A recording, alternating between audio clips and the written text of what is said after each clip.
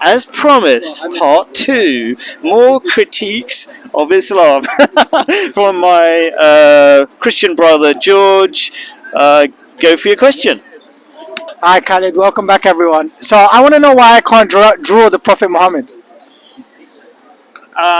Because there's a couple of reasons. So even Muslims don't draw the Prophet Muhammad, and that's back to the idol worshipping problem. That's one of the reasons. We're concerned that people start worshipping Prophet Muhammad when they should only be worshipping God. That's the one reason. And then there are some people, because we love Prophet Muhammad, some people want to draw horrible pictures of Prophet Muhammad, right? Okay, like imagine somebody drew a horrible picture of your mum, you won't be happy about it, right?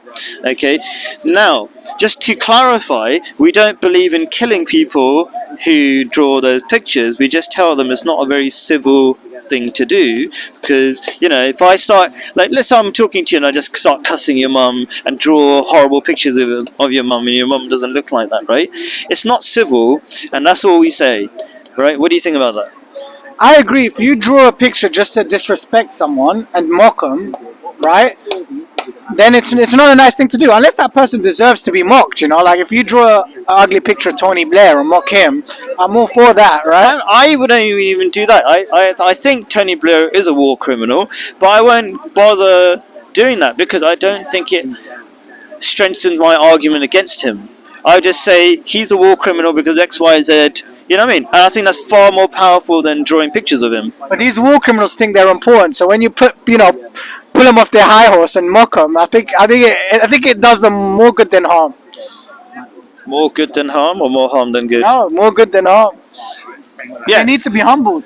Yeah. So anyway, I don't think if you convince people that they are, I don't want to talk about Tony Blair too much, but I think being articulate, intelligent, that's far more powerful than simply mocking. Through drawings and being rude and ad hominem and things like that. Does the Quran say you cannot draw Muhammad? I can't think of a verse where it said you cannot draw him. So it's about respect. That's all it is. So So it's an interpretation that other people that aren't Muhammad, aren't a prophet, have decided to instill on all the followers, right? But it has nothing. Muhammad didn't say, "Do not draw me." This is something that has come after Muhammad. Okay. This is made by lesser men than Muhammad. Okay, so that's an interesting point. So there are a lot of instructions in the Quran which are all understood by everybody, but I have to check out the verse of the Holy Quran. That's a very interesting question, like specifically, can you do this or can you not do that? I don't know the whole Holy Quran, but I'm quite sure that it doesn't specifically say that you can't draw him, but it could be another instruction about respect of Prophet Muhammad, and that is a derivative of that, if that makes sense. But if someone wanted to draw a nice photo of me, I would find that respectable. I wouldn't find that disrespectful. A lot of the things, when we have to question what is the right answer, we need to look at ourselves. So here's an important thing. Let's say I put up a photo or even a picture that someone nicely drew, and I have this proud picture of my mother and father up, okay? And then you come as a guest to my house and rip that photo off. You're like, this is idol worship. You rip the photo of my parents off the wall and chuck it out the window. Is that disrespectful? Yes, that's disrespectful, right? Your parents are different to Prophet Muhammad for the reason I gave earlier on. That, did you know that Prophet Ibrahim or Abraham, there were nice drawings of him on the Kaaba, the stone that towards which all Muslims pray, right? So he probably knew, and so Prophet Muhammad rubbed that off as well. He didn't hate on Prophet Abraham, okay, all Muslims respect him, right? But it was a form of idol worship because people were praying to the image of Abraham to get to God. And so, like I explained earlier on, Muslims are concerned that people start making images of Prophet Muhammad, peace be upon him, and worshipping that instead of God directly. So in Tripoli, Lebanon, I saw Sunni Muslims go up to a statue of Mary, rip pull it off and smash it on the ground. Okay. How is that different to someone coming into my house and ripping the photo of my mother and father and throwing it on the ground, destroying it? So they're wrong, okay? And Prophet Muhammad gave so many rules about respecting Christians. Have you heard about all the rules about respecting Christians from Prophet Muhammad? Like not leaving people who are worshipping there, leave their temple, leave everything. So that's a massive list of rules. Leave their temples. That's right, everything. So I'm sorry to hear that happened. Is that in Lebanon? Yeah, Lebanon, Tripoli. And let's think about it. You respect Jesus. I'm kind of surprised that happened because there's a lot of peace between Muslims and Christians in those countries. No, largely there's loads of Christians in Jordan as well, and they've got their own schools, and there's schools where Muslims go to the school. Like I worked in a Christian-run school, for example, right, and there's such a good relationship between things. So I'm kind of surprised that is the case.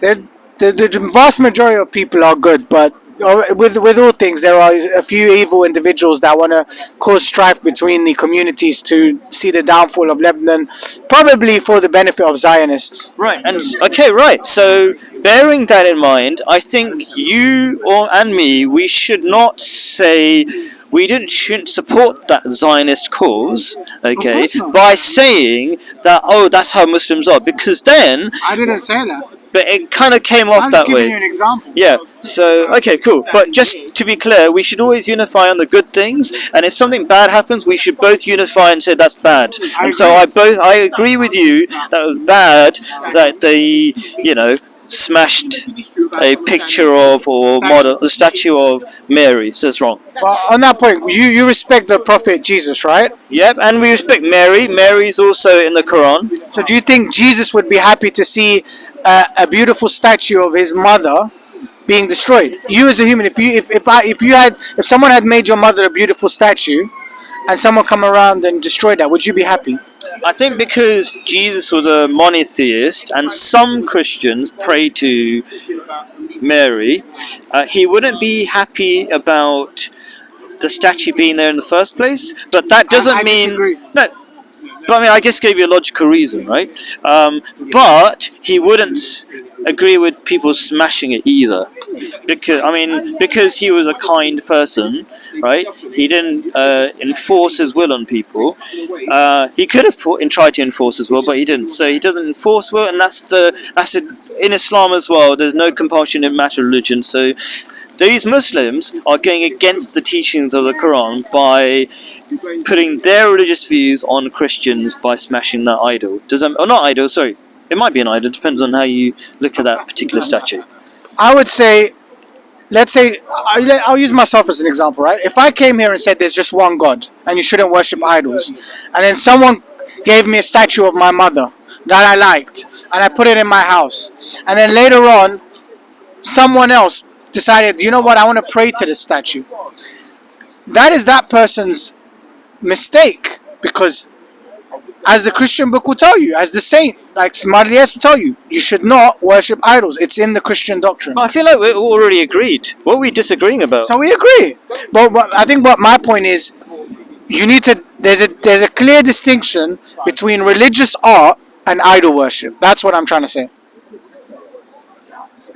Okay, cool. So I just think that God is so beautiful, like I said before, that it doesn't need art to depict him. In fact, it takes away from his art. I talked about the beauty of mosques because they're plain, and also God's beauty is best known through his attributes, and you can demonstrate his attributes. Like, he's the most gracious. Like, we can see, like, when we think about, if we really want to know God and how beautiful God is, just know that he's the most gracious. That's one of the things, the great names of God, or the main names of God. What does that mean? He gives us air, he gives us these trees, he gives us so much stuff, and you don't have to even listen to God, and he will give it to you. He will give it to you, if there's a sentence right. Okay, so do you know what the Trinity is? The idea that three is one. Okay, we'll discuss the Trinity in the next video. Cool. Alright, cool. Great.